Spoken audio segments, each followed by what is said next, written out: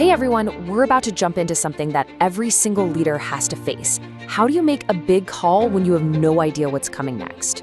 We're going to break down how you can find that clarity and act with real confidence, even when everything feels like it's up in the air. Let's get right into it. So this is really the heart of it all, isn't it? I mean, just picture it. You're standing at a crossroads, there's no map, no signs, nothing. That's what leadership feels like a lot of the time. And yeah, it's a tough spot to be in, but it is absolutely not impossible. See, the secret isn't knowing the future, it's knowing how to navigate the now. Okay, so first things first, we've got to really get a handle on the world we're operating in. We're calling this section Decisions in the Dark because, well, that's exactly what it feels like, trying to move forward when you just can't see what's right in front of you. And this isn't because of bad planning, it's just the nature of how things work these days. Let's actually put a name to this feeling. It's called a volatile environment. And if you look at the definition, a few words should just pop right out at you. Rapidly, unpredictably, incomplete, and conflicting.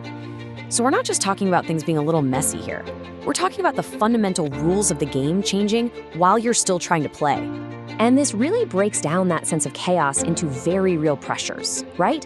You've got that rapid change, which means what worked yesterday might be totally useless tomorrow. You've got incomplete information and even conflicting data. Your most trusted people might be telling you completely opposite things. And all this is happening when the stakes are just incredibly high with all this intense pressure. It is a perfect recipe for just freezing up, unless you have a better way.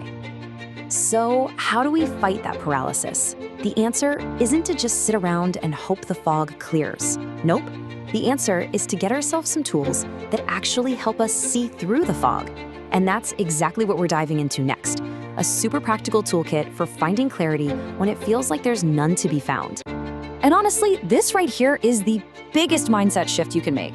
Just forget about trying to predict the one singular future that's going to happen. It's impossible, so just let it go. The real power comes from building your ability to respond effectively, no matter what future actually shows up.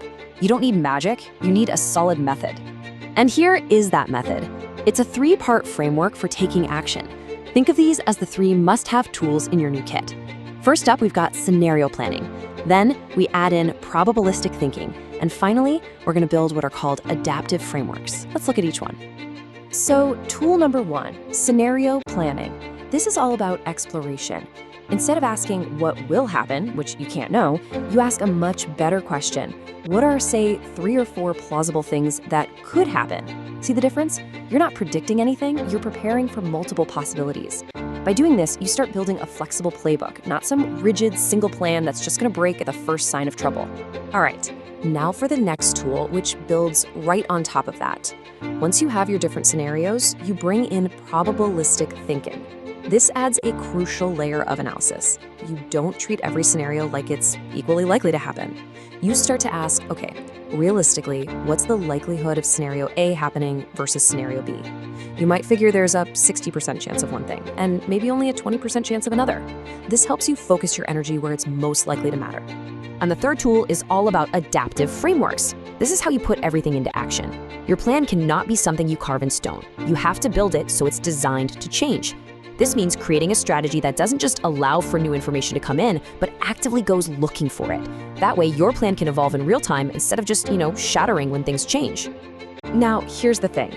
You could have the best toolkit in the entire world, but it's pretty much useless if the person using it doesn't have the right mindset.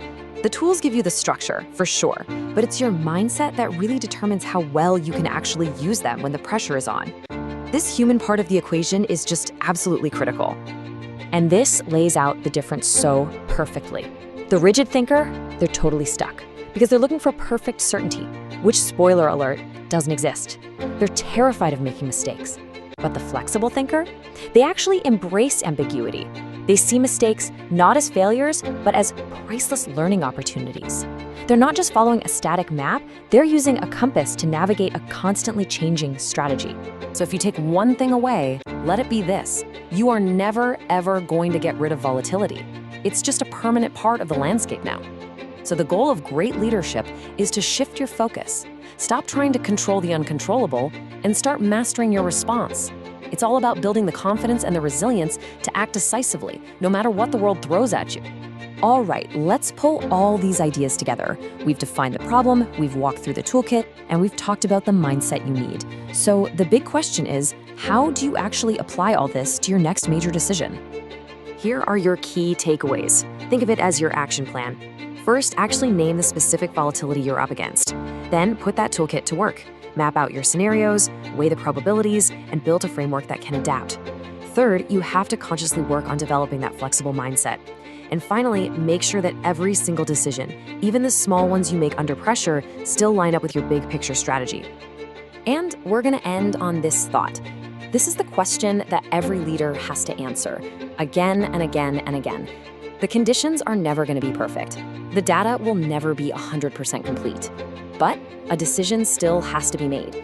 The good news is, armed with the right tools and the right mindset, you can be the one who makes it with confidence. So, what will you decide?